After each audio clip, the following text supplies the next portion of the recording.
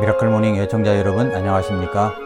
오늘 토요일 아침입니다. 저는 오늘 토요일 아침에 매주 토요일마다는 제가 특별한 것들을 여러분들에게 좀 전하려고 합니다. 특별히 건강에 관한 관심들이 높기 때문에 코로나19로 인하여 우리의 건강을 다시 한번 살펴보고 건강 유지를 위해서 힘써야 되겠다라는 생각이 들어서 제가 비타민 C에 대해서 여러분들에게 계속 말씀을 드리고 있습니다.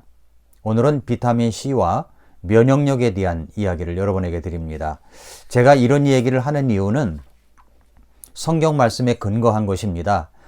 목사가 목회만 열심히 하지 뭐 이렇게 건강 문제를 성도들에게 알리려고 하느냐 이렇게 생각하는 분도 계시겠지만 제가 오랫동안 목회를 하다 보니까 성도님들의 건강 문제가 참 많이 대두되는 것을 볼 수가 있었습니다. 제가 알고 있는 건강에 대한 상식 이런 것들을 성도들과 나누어서 함께 우리 모두 건강하게 주님의 일을 하고 나머지 인생을 살았으면 좋겠다라는 마음에서 이것을 기획했습니다. 요한 3서 2절에 이렇게 말씀을 하셨습니다. 사랑하는 자여 무엇보다도 네 혼이 형통하는 것 같이 네가 형통하고 건강하기를 내가 바라노라. 우리에게 있어서는 잘 돼야 될 영역이 몇 가지가 있습니다. 먼저 우리 영이 잘 돼야 되고요. 혼이 잘 돼야 되고 그리고 육이 잘 돼야 됩니다. 건강해야 됩니다. 이 모든 부분에 있어서 우리가 건강한 모습을 지녔으면 좋겠습니다.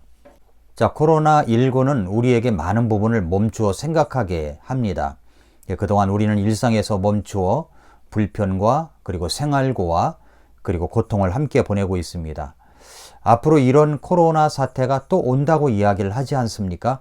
그러면 앞으로 이런 코로나19 사태가 올 때 우리의 경제적인 것들, 앞으로 우리의 사업들, 또 일하는 것들을 어떻게 바꾸어서 일해야만 우리가 수입도 적절하게 들어오고 생활할 수 있을 것인가도 관심이 있어야 되겠지만은 특별히 건강에 관해서 이 코로나19가 온다고 할지라도 우리가 그것을 이겨낼 수 있는 건강이 유지되어야 된다고 생각합니다.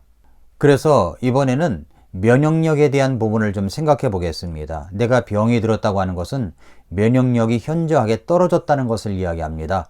내가 암에 걸렸다고 하는 것은 면역력이 바닥을 쳐서 밑으로 내려갔다는 이야기입니다.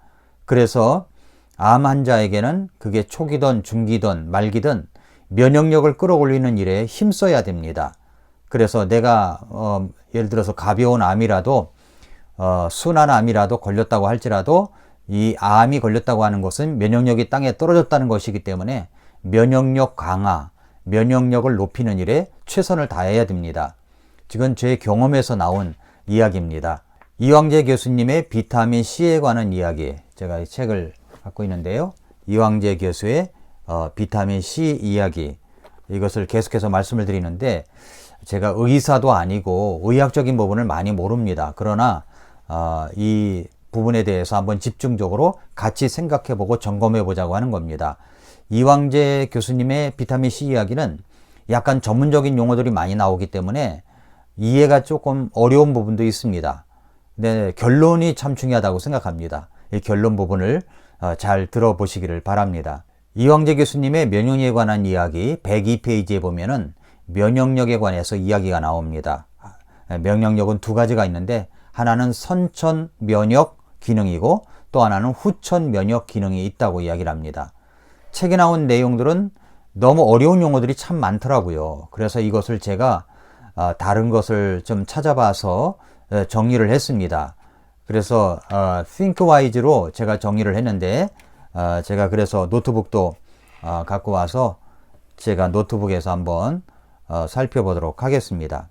먼저 면역력이라는 것이 정확히 무엇이냐는 겁니다. 면역력이라고 하는 것은 외부 침입자로부터 인체를 보호하는 방어 시스템을 말합니다. 그래서 면역력이 높으면 세균, 바이러스 등 외부 물질이 침입해도 싸워서 이겨 병에 잘 걸리지 않습니다. 반대로 면역력이 약하면 질병에 노출되기가 쉽습니다. 면역력은 백혈구가 담당합니다. 백혈구는 크게 과립구, 단구, 림프구로 나눕니다. 면역력이 높은 상태를 유지하려면 과립구가 54에서 62%, 림프구가 35에서 41%를 유지해야 합니다.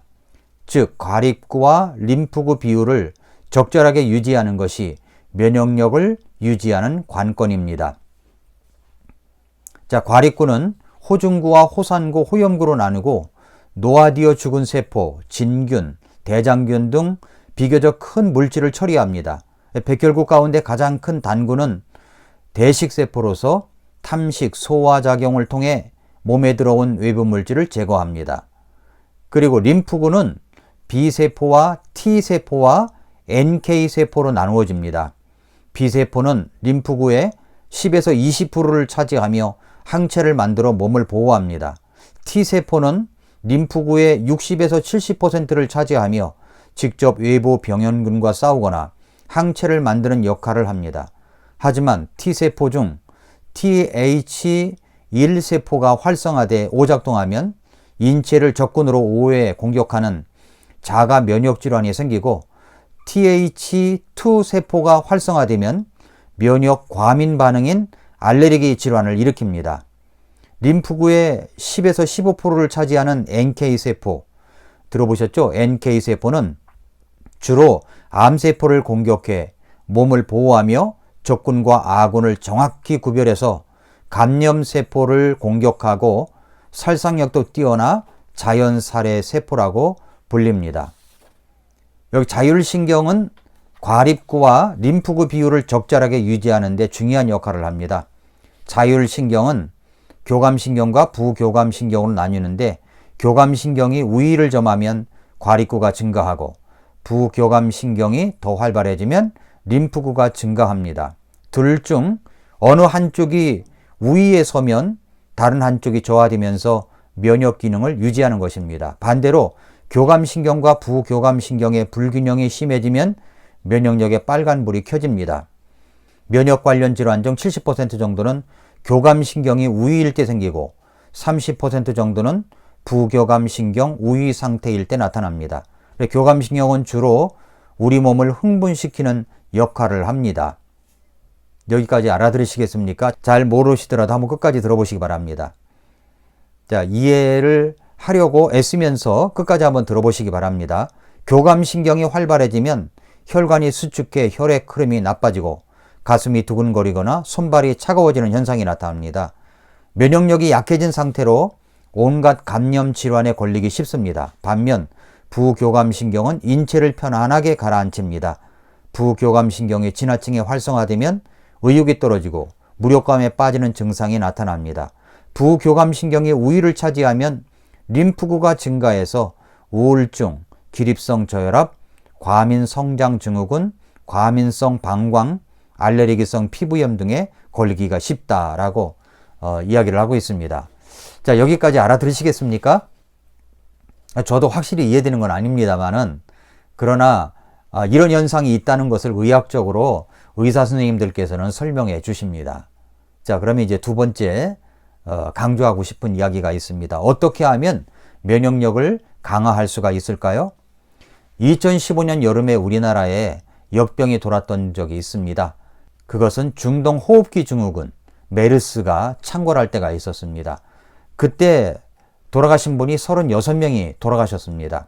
그런데 그렇게 실제로 돌아가셨던 분 가운데 건강한데도 불구하고 돌아가신 분은 한 분도 없었다는 이야기입니다. 주로 기저질병을 앓고 있던 분이나 노령층이 돌아가셨습니다. 그리고 서너 명의 60대 희생자가 있었을 뿐입니다. 이 병이 왔을 때 면역력이 온전했던 사람들, 면역력이 강화됐던 사람들은 그저 왔다가도 그냥 지나가 버리는 그런 현상이 일어났습니다. 그러나 이 병에 걸리는 사람들은 대부분 기저질병 환자, 그러니까 면역력이 땅에 떨어진 사람들, 이런 사람들이 대부분 걸려서 사망을 하거나 중증 환자로서 어려움을 겪었던 적이 있습니다. 이번 코로나 바이러스 사태도 마찬가지입니다. 대구에서 돌아가신 분이 굉장히 많은데 기저질병을 앓고 있던 많은 분들이 돌아가셨습니다. 그리고 연로하신 분들이 돌아가신 분이 많습니다. 건강한 사람은 어땠을까요? 물론 건강한 사람 가운데서도 20대 중에서도 돌아가신 분이 있습니다. 그러나 면역력이 강화된 사람들, 그러니까 면역력이 높은 사람들은 건강하게 그것을 극복할 수가 있었다는 이야기입니다. 여러분, 코로나 이 감염 증상은 무증상, 무증상 전염이 된다고 하지 않습니까? 같이 식사를 했는데 감염 환자와 같이 식사를 했는데 어떤 사람은 걸리고 어떤 사람은 걸리지 않았습니다. 왜 그랬을까요? 무슨 차이일까요? 그 면역력의 차이라고 하는 겁니다. 그렇다면 이제 어떻게 하면 이 면역력을 강화시켜 나갈 수가 있을까요? 어떻게 하면 될까요? 이것을 여러분들에게 말씀드리고자 하는 겁니다. 여기에 포인트가 있으니까 지금부터 하는 이야기를 여러분 잘 들어보시기 바랍니다. 앞으로 코로나 사태가 다시 온다고 이야기하지 않습니까? 다시 올 때 우리의 면역력을 우리 모든 애청자 여러분들께서 강화시켜 놓음으로 인해서 육체적인 질병, 육체적인 것으로서는 이 모든 것을 물리칠 수 있기를 바라고 그저 우리가 건강해져서 다른 것들, 이 코로나 이후 시대에 어떻게 내가 사업적인 마인드 그리고 내가 생업에 종사하면서 어떻게 이것을 더 한층 업그레이드해서 일할 수 있을 것인가를 생각해보는 시간을 많이 가질 수 있기를 바랍니다. 자, 그럼 어떻게 면역력을 강화시킬 수가 있을까요? 첫 번째로 지난번에도 말씀드렸던 것 같은데 우리의 면역력을 현저하게 떨어뜨리는 것이 스트레스라고 했습니다. 그래서 필요한 것이 뭐라고 했습니까? 여유 있는 삶이 필요하다고 했습니다. 여유 있는 삶이 필요합니다. 여유 있는 삶을 가지려면 우리가 예수 그리스도 안에서 신앙을 중심으로 믿음을 중심으로 살아갈 수가 있어야 됩니다. 주일날도 그렇게 바쁘게 일하시는 분들이 계십니다. 그러지 마십시오. 주일날은 주님의 날입니다. 그러니까 그 시간은 따로 떼어놓고 어떻게 쓰든지 주일날은 하나님 앞에 나와 예배를 드리고 하나님을 찬양하고 영적인 힘을 공급받고 그래서 우리의 힘을 충전시키는 시간들을 가질 수 있기 바랍니다. 그것이 바로 그리스도인의 여유 있는 삶이 될 수가 있는 것입니다. 그렇게 된다면 늘 적극적이고 긍정적인 삶의 태도를 가질 수 있게 되는 것입니다. 그래서 우리가 하나님 앞에 열정 있는 믿음의 태도를 가지고 나머지 인생을 의미 있는 인생으로 살아갔으면 좋겠습니다. 흔한 이야기 같지만 이런 여유 있는 삶을 통해서 지혜가 나오는 것입니다.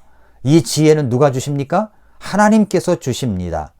잠언 3장 1절부터 10절에 보면은 이런 이야기가 나옵니다.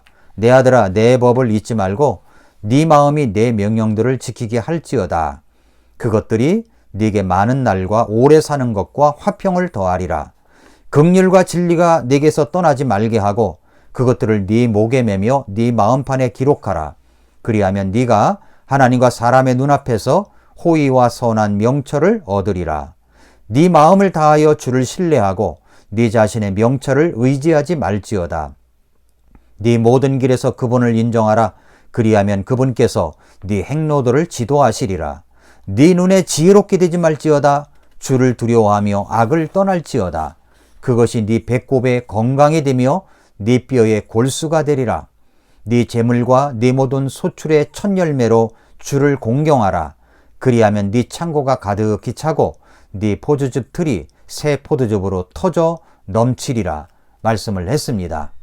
이것이 바로 지혜입니다. 지혜롭게 살아가는 방법 잠언 3장 1절부터 10절에 보면은 두 절씩 띄어서 한 절 말하고 그 다음 절에 대답인데 그 다음 절에는 그리하면 이렇게 될 것이다. 그리하면 이렇게 될 것이다 라고 이야기를 하고 있는데 이 말씀에서 우리는 지혜를 찾을 수가 있지 않습니까?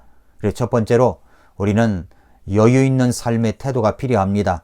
그것은 예수님 안에서만이 진정한 여유를 가질 수가 있습니다. 예배에 집중하십시오. 하나님의 말씀에 집중하십시오. 엎드려 기도하는 것에 집중하시기를 바랍니다. 그리하면 지혜가 생길 것입니다. 둘째로 빼놓을 수 없는 대책으로 비타민 C를 포함하는 항산화제를 꾸준하게 복용해야 합니다. 이왕재 박사님은 비타민 C는 하나님의 선물이라고 이야기를 했습니다. 비타민 C는 증가된 활성산소를 가장 효율적으로 제어해 줄 수 있는 하나님의 선물이라고 했습니다. 이것을 통해서 직관적으로 면역 기능을 항진시킬 수가 있는 것입니다. 비타민 C의 효능은 여러 가지 실험을 통해서 입증되고 있습니다.